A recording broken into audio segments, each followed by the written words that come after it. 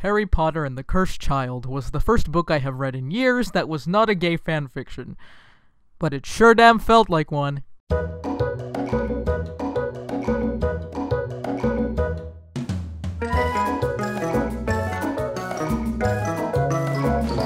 Years ago, too many years for me to be bothered to Google the exact number for, Harry Potter appeared on the market, and fueled the fantasies of slash fiction writers everywhere, as it depicted two boys that hated each other and naturally, according to the internet, also wanted to have sweet and passionate bonding time.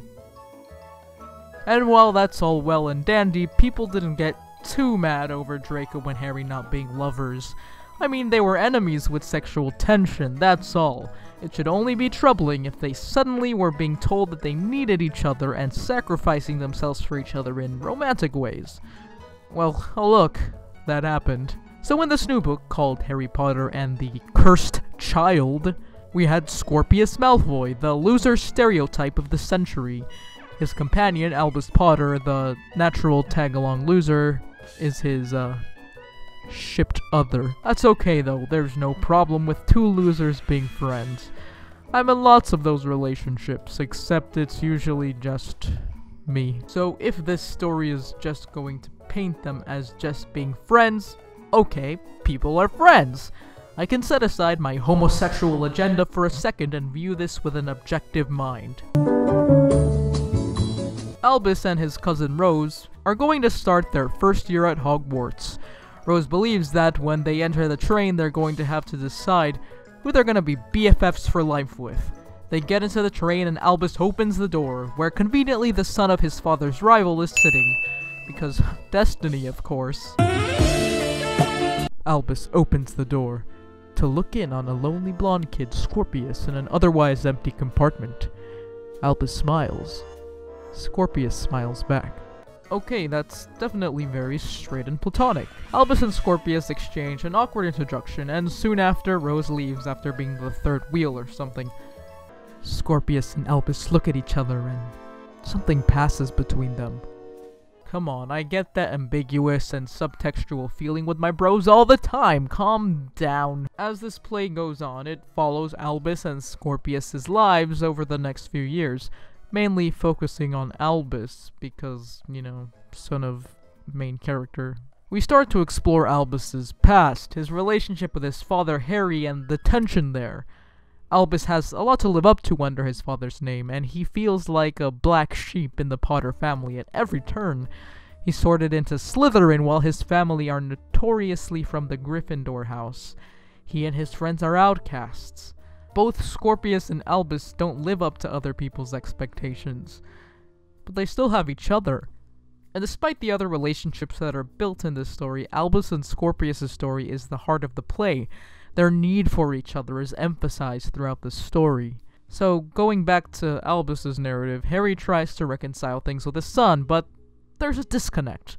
Albus still feels like an outsider, like he's not enough for his dad. The only person he's comfortable with is Scorpius. At the start of their 4th year, they share a moment of intimacy, one that Albus doesn't really show with other people. Albus hugs his friend. With fierceness, they hold for a beat. Scorpius is surprised by this.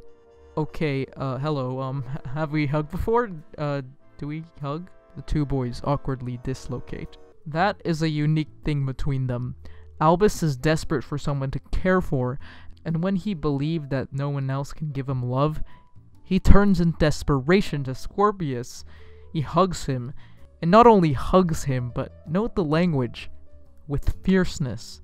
That is passion, a passion we have only seen for Scorpius so far. So now it's Albus and Scorpius' 4th year at Hogwarts, and Albus wants to save Cedric Diggory, aka Edward Cullen, because Albus believes it was a mistake that he had to die, and after talking to Amos Diggory, Cedric's father, kind of wants to fix the past or something. For context, there's this thing called the Triwizard Tournament held at Hogwarts. It's just a magic competition, and Harry Potter and Cedric Diggory were both competitors. Voldemort, the evil snake guy, turned out to be at the tournament to face off Harry, which is Albus's dad, by the way, if you didn't get that. And along the way, Cedric died. Alright, back to the present. So Albus and Scorpius are gonna start their 4th year, and they're at the train station, ready to go to Hogwarts. Except, Albus and Scorpius decide to ditch the train to school so that they can go find a time-traveling device called the Time Turner so they can go back in time and save Cedric because they're super rebellious now. They join up with Delphi Diggory, who claims to be Cedric's cousin, okay? Are you getting this so far? Albus and Scorpius do everything together. This is no exception. They can't be apart from each other. Even when they're saving this guy in the past, they have to do it together. Scorpius. No way, Jose. If we're doing this, we're doing it. He puts on a pair of familiar-looking glasses with a smile. Together. It's not just the two of them like it's always been. They're accompanied by an unnecessary love interest. It's so pointless. Or is she an unnecessary love interest? You see, Scorpius isn't too fond of the way Albus has suddenly taken an interest in Delphi, and how she's suddenly splitting the pair apart. Scorpius appears at the back of the stage. He looks at his friend talking to a girl, and a part of him likes it, and part of him doesn't. Naturally, a bro is happy for his bro finding a person that they're interested in, but Scorpius is conflicted. He isn't sure whether he should be happy or if he should just be jealous. In a way, if Albus's interest in Delphi is serving a purpose, the purpose it served was so that Scorpius could realize how much he needs Albus, even maybe realizing certain feelings he didn't have before. And sure, it's natural to feel jealousy when a certain person comes into a group that wasn't there before, and it could definitely be a platonic thing, but it's also just as reasonable to conclude that it's a romantic thing. I mean, why not? Both sides' viewpoints are completely valid, but think about it. Think about the parallel between Ron and Hermione. For context again, Hermione went to the Yule Ball with that bald guy, and Ron got jealous. That's what made Ron and Hermione realize their feelings for each other. And this could be the same thing. In the end, Albus joins Scorpius' side, and they end up going to the past together alone, and leave Delphi behind, because apparently she'll stand out too much. I don't know, just read the book. And as Scorpius make their way through the Forbidden Forest alone, they spill their hearts out to each other. Albus is talking about Hogwarts and how much of a horrible experience it is. But Scorpius doesn't see it that way. He thinks that Albus has made it worth it. Scorpius. All I ever wanted to do was go to Hogwarts and have a mate to get up to do mayhem with. Just like Harry Potter. And I got his son. How crazily fortunate is that? So after admitting their undying love for each other, they go back in time to accomplish their plan. And that plan is to sabotage Cedric in an earlier part of the Triwizard Tournament so that he doesn't have to die in the later part. They succeed, but they don't really, because when they get back to their future, they've made a messed up world where Albus is a Gryffindor, and it's all weird, and also Rose doesn't exist because Ron and Hermione never got together. Harry is also telling Albus that he and Scorpius can't be together because the centaur told him that Scorpius is a black cloud around Albus. And Albus isn't happy about it at all. Harry, I need you to stay away from Scorpius Malfoy. Albus. What? Scorpius? Harry, I don't know how you became friends in the first place, but you did, and now I need you to... Albus. My best friend? My only friend? Harry, he's dangerous. It's also kind of an experience that mirrors a homophobic father telling his son to stop seeing his boyfriend. It's eerily similar. Maybe it's not intentional, but as a queer person, it reminded me of the experience. So for whatever reason, Albus gives into it. To please his father? To prove something to himself? To say, it's just a prank, bro! Wait a second.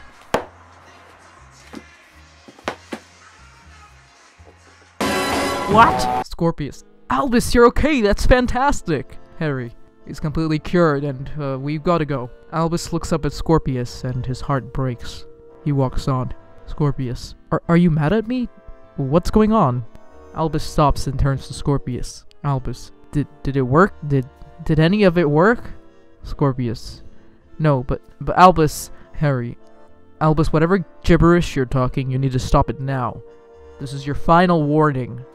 Albus looks torn between his dad and his friend. Albus, I can't, okay? Scorpius, you can't what? Albus,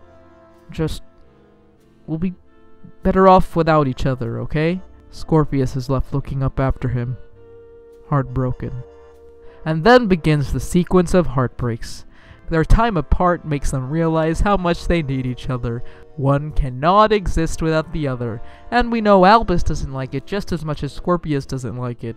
The love is mutual. Albus walks up the staircase, looking around as he does. He doesn't see anything. He exits. The staircases move in an almost dance. Scorpius enters behind him. He thinks he's seen Albus. He realizes he isn't there. He slumps down to the floor as the staircases sweeps around. Madame Hooch enters and walks up the staircase. At the top, she gestures for Scorpius to move. He does and slopes off, his abject loneliness clear. Albus enters and walks up one staircase. Scorpius enters and walks up another. The staircases meet. The two boys look at each other, lost and hopeful, all at once, and then Albus looks away, and the moment is broken, and with it, possibly, the friendship, and now the staircases part. The two look at each other, one full of guilt, the other full of pain, both full of unhappiness. They dedicate a full scene to the two, to emphasize the sadness and heartbreak that their separation has caused. While friendships broken can cause a great deal of pain, there is a lingering sense of pining that makes the scene feel so romantic. The two lost lovers seeing each other, knowing that they could never be together no matter how hopeless they feel, they are lost without each other. The descriptions in this paragraph, abject loneliness, don't connote a simple feeling of sadness. It displays a need, a dependence, and that's what we're seeing here. Draco even confronts Harry about this and asks him for his reasoning. Draco, I'm not here to antagonize you, but my son is in tears, and I am his father. So, I'm here to ask you why you would keep apart two good friends. And then, Delphi confronts Scorpius directly. Someone needs to tell him how much it's broken them both. Delphi, and that's why Cedric has to wait. It's all become quite confused, and you're entirely right to be keeping hold of the time turner, Scorpius. But what I mean was, someone's got to do something about the two of you. Scorpius. Oh, Delphi. You're best friends. Every owl he sends, I can feel your absence. He's destroyed by it. Delphi. Albus needs you, Scorpius. That's a wonderful thing. Scorpius. He needs me to do what? Delphi. That's the thing, isn't it, about friendships? You don't know what he needs. You only know that he needs it. Find him, Scorpius. You belong together. And so Scorpius and Albus meet up again and discuss how to fix the mess they've made. And then as they're beginning to talk about their plan, it starts getting personal. Very personal. And the truth comes out. Albus. Who's saying that we'll get it wrong? Scorpius. I say, because that's what we do. We mess up things. We lose. We're losers. True and total losers. Haven't you realized that yet? Albus finally gets the upper hand and pins Scorpius to the ground. Albus. Well, I wasn't a loser before I met you. Scorpius. Albus, whatever you've got to prove to your dad, this isn't the way. Albus. I don't have anything to prove to my dad. I've got to save Cedric to save Rose, and maybe, without you holding me back, I can make a proper go of it. Scorpius. Without me? Oh, poor Albus Potter with a chip on his shoulder. Poor Albus Potter, so sad. Albus. What are you saying? Scorpius. Exploding. Try my life. People look at you because your dad's the famous Harry Potter, savior of the wizarding world. People look at me because they think my dad is Voldemort. Voldemort. Albus. Don't even. Scorpius. Can you even slightly imagine what that's like? Have you ever tried? No, because you can't see beyond the end of your nose. Because you can't see beyond the end of your stupid thing with your dad. He will always be Harry Potter. You know that, right? And you will always be his son. I know it's hard, and the other kids are awful, but you have to learn to be okay with that, because there are worse things, okay? Beat. There was a moment when I was excited. When I realized time was different. A moment when I thought maybe my mom hadn't gotten sick. Maybe my mom wasn't dead. But no, it turns out she was. I'm still the child of Voldemort without my mother, giving sympathy to the boy who doesn't ever give anything back. So, I'm sorry if I've ruined your life, because I tell you, you wouldn't have a chance of ruining mine, because it was already ruined. Just didn't make it better, because you're a terrible, the most terrible friend. Albus digests this. He sees what he's done to his friend. Scorpius feels worthless. Even with Albus in his life, who makes it bearable, he thinks his life is a mess. Even in a different world, his life is a bigger mess, and Albus doesn't understand Scorpius' side of the situation. It's that disconnect of communication, of intimacy. Albus and Scorpius are not used to being close with other people besides each other, and for Scorpius to reveal and expose himself to Albus is something big for him. Albus begins explaining why he was avoiding Scorpius and how Harry thinks Scorpius is Voldemort's son. And then the hidden love confessions start. Scorpius has just exposed the angry part of himself. But now Albus is exposing how he really feels too. Albus: no, they're not true. And I'll tell you why, because I don't think Voldemort is capable of having a kind son. And you're kind, Scorpius. To the depths of your belly, to the tips of your fingers, I truly believe Voldemort couldn't have a child like you. Beat. Scorpius is moved by this. Scorpius, that's a nice thing to say. Albus: and something I should have said a long time ago. And in fact, you're probably the best person I know, and you couldn't hold me back. You make me stronger, and when Dad forced us apart without you... Scorpius: I didn't much like my life without you in it, either. Albus: friends? Scorpius: always. Scorpius extends his hand. Albus pulls Scorpius into a hug. That's the second time you've done that. The two boys break apart and smile. Intimacy. Again, the two things that they need someone to care about. They're giving it to each other. So their friendship is reconciled, and now Scorpius and Albus continue with the plan. In the meantime, Harry realizes he's being a dick, and all the adults partner together to find their children. Albus and Scorpius go back in time to do their stupid plan and succeed, quote unquote. Then they get back and their plan failed so badly that Albus stopped existing. I felt bad when I got a D on my history test, but at least I existed, jeez. And in this new universe they've created, Scorpius is popular. He's not a loner or a loser, he's respected. Also, that teacher everyone hates is headmistress. Scorpius, I've thought a long time that you have head boy potential, as you know. Pure-blooded, a natural leader, wonderfully athletic. Polly Chapman is even his romantic interest.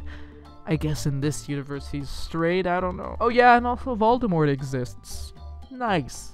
But Scorpius doesn't want respect and popularity. He prefers his old life. Maybe there's more nuance to this, but he prefers a life with Albus. Even his old life, which he claims to be unhappy with, is far better than a world without Albus. It's more distressing, more than the isolation he faces in his former life. So he learns that Snape is still alive and decides to risk it. By the way, if you for some reason don't know who Snape is because you live under a rock, he was this guy who helped assist the previous headmaster Dumbledore throughout the years and ultimately helped in the success of the Battle of Hogwarts, which is where they defeated Voldemort. You know what? If you don't know all this, why are you watching this video? Go home, y'all! So Scorpius asks Snape for help to get his lover back. He tells Snape all about Albus and how he needs to get back to his timeline. So Snape brings him to alternate timeline Hermione and Ron, who are now secret anti-Voldemort rebels. As they attempt in helping Scorpius to get back to fix the past, Scorpius watches Hermione and Ron's soul get sucked out of them by Dementors. It makes Scorpius reluctant, but Snape offers him words of encouragement. Snape: listen to me, Scorpius. Think about Albus. You're giving up your kingdom for Albus, right? Scorpius is helpless. consumed by all the Dementor is making him feel. One person. All it takes is one person. I couldn't save Harry for Lily, so now I give my allegiance to the cause that she believed in. And it's possible that along the way I started believing in myself. This comparison is incredibly important. Snape cared for Harry's mother, Lily. Beyond just an adolescent crush, he loves her deeply. It was romantic, and it was also a simple and deep affection. Snape compares his lifelong attachment to Lily to Scorpius's affection to Albus. This is what makes Albus and Scorpius's relationship so important and obvious. It goes beyond the heterosexual adolescent crushes that are deemed as love interests, and it goes beyond a simple, awesome friendship. This comparison serves to show that this is a romantic love story between two boys that are completely devoted to each other. Then Scorpius succeeds in fixing the past and sees Albus again for the first time. He looks up at the sky. The sky certainly seems bluer than before. And then Albus ascends after him. There's a silence. Scorpius looks at Albus, disbelieving. Both boys breathe in and out. Albus. Whoa! Scorpius. Albus! Albus. That was close. Did you see that merman? And the guy with the... And then the thing with the... Whoa! Scorpius. It's you! Albus. It was weird though. I thought I saw Cedric start to expand, but then he sort of started shrinking again, and I thought at you, and you had your wand out. Scorpius. You have no idea how good it is to see you again. Albus. You just saw me 2 minutes ago. Scorpius hugs Albus in the water. A difficult task. Another hug. And another display of intimacy. The adults find them and everything is seemingly back to normal. Scorpius even tells Albus about what he experienced. Scorpius. But it didn't, and you're to thank for that as much as me. When the Dementors were inside my head, Severus Snape told me to think of you. You may not have been there, Albus, but you were fighting. Fighting alongside me. Albus nods, touched by this. Thinking of Albus is what saved Scorpius. Being with Albus is what has been saving Scorpius. Then they meet back with Delphi, who appears, because why not? And it's suddenly revealed that, spoiler alert, but I've already spoiled everything else, so what's the point? She's evil. She also wants Voldemort's return and the return of the alternate universe where Scorpius is cool. And also she's Voldemort's daughter? I don't know. The only way Delphi gets Albus to agree to her evil plan, of course, is by threatening to do her worst on Scorpius. And Delphi finds something out. Delphi. It took me a long time to discover your weakness, Albus Potter. I thought it was pride. I thought it was your need to impress your father, but then I realized your weakness was the same as your father's. Friendship. You will do exactly as you're told, otherwise Scorpius will die. Just like that Spare did. Just like with many love stories, they are each other's strength and their weakness. So she takes them captive to the past to try to do her secret evil plan to save Cedric. Albus and Scorpius end up stopping her, so she comes up with another plan. Turns out now she's going to try to interfere with the night Harry's parents died. Now, if you're not totally spooked, then I suggest reading the book. Seriously, what are you doing here? But I'll explain it anyways. So Voldemort, the big bad dude of the wizarding world, was going around recruiting people to join his dark army. And yes, that sounds as edgy as you heard it. He reaches Lily and James Potter's house and tells them to join or die. So they refuse to join and Voldemort kills them. And then he tries to kill Harry, but as the legend goes, Harry survived, and thus was dubbed the boy who lived. And now Delphi is here to mess it up, so that Voldemort would never have Harry as an adversary. Fast forward, Draco reveals that he has the time turner and he and Harry are deciding whether or not to use it. However, they don't know where in time Albus and Scorpius are. Knowing this, Albus and Scorpius are thinking of ways to send a message to their parents to come to their time period. Scorpius. Got it! We deliver it to ourselves. We wait 40 years, we deliver it. Albus. Not a chance. Once Delphi has set the time the way she wants, she'll send armies to find us and kill us. Scorpius. So we hide in a hole? Albus. As pleasurable as it is to hide in a hole with you for the next 40 years, they'll find us, and we'll die, and time will be stuck in the wrong position. No, we need something we can control. Something we know he'll get at the exact right time. We need a Scorpius. There's nothing. Still, if I had to choose a companion to be at the return of eternal darkness with, I'd choose you, Albus. No offense, but I'd choose someone massive and really good at magic. After their non-love confessions, Albus comes up with an oddly specific plan that would have only worked in this very specific set of circumstances. Let me give you the condensed version. Basically, Harry and Albus had a fight because of a blanket. Well, Harry's special blanket that his mother gave him. When Albus got angsty with Harry, he threw the blanket on the floor and also conveniently threw a love potion on the floor as well. The plan they came up with is to write something on that blanket in ink of something that reacts with love potions, because, you know, in the future, when it reacts, they'll see the message, because they know this on the top of their heads, of course. And the plan somehow works, yep! So the adults in the future find the oddly specific message, and time travel back in time with Draco's convenient time turner. So for real now, they're in the 80s, and conveniently meet Albus and Scorpius. Their plan is to disguise Harry as Voldemort by using a special potion. This way, Delphi will never interfere with the original Voldemort and stop being such an antagonist. Harry and Delphi confront each other. Long story short, Delphi finds out that No-Nose Bald Guy is actually just Harry showing off his acting skills. They end up having a magical stick fight, which also turns out to be a classic father-son emotional bonding moment. In the end, all is well and they lived happily ever after. Scorpius and Albus return to Hogwarts and it's all cool. Aww. Except it isn't. So, let me get this straight. Or shall I say, not so straight. Ha ha. They take the whole book to build to Albus and Scorpius' relationship. And Harry and Albus' relationship. Literally the whole freaking book. They're losers. They confide in each other. They end up content with that. But do you know how their story ends? It ends with Scorpius asking Rose out, who, by the way, should have been in the book more, and having her reject him. Like, I get it. That's hilarious. Ha ha ha, friendzoned. Very funny. But you didn't build up that relationship. You built up Scorpius and Albus. Through devotion, jealousy, heartbreak, pure love. They've gone through every emotion. And now you end up having Scorpius and Rose together. Mate, I'm all for straight ships. You know what I liked about Merlin? Even though I thought Merlin and Arthur were totally gay for each other, I still respected Arthur and Gwen's relationship. I thought it was nicely done. See, in that show, they built up the relationship. And yes, I know that Scorpius getting rejected by Rose is just supposed to be a funny gimmick at the end. I get it.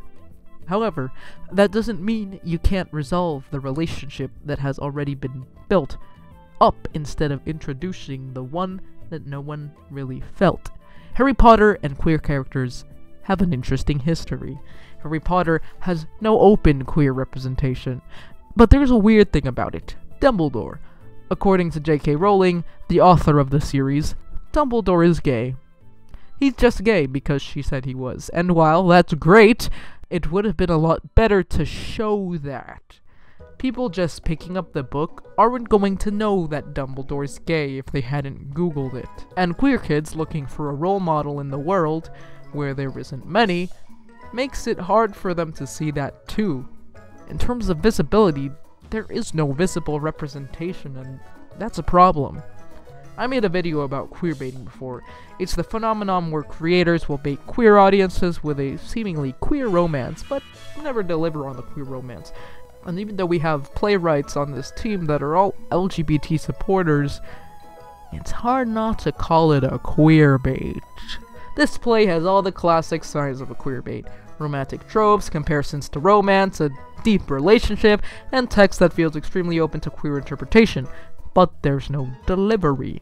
They were given the chance to make the story so much more interesting. It felt like such a queer story, but in the end we got nothing. I understand if the creators weren't self-aware. That's easy in a world where heterosexuality is the set standard. and being unaware of that is totally understandable. In the end, it's not up to me to make these decisions, and while I did enjoy the story for what it was worth, it's hard to not be reminded of the fact that my interpretation will always be boiled down to a crazy fan theory. But what do I know? So, Harry Potter and the Cursed Child, Queer Romance Deluxe, the Queer Baiting 101 textbook, the gay agenda's next plot to convert your children. Either way, it's an interesting play with interesting characters and an interesting plot. Despite its downsides, Albus and Scorpius share a deep relationship that is unmatched by others. But in the end, are they gay? You decide.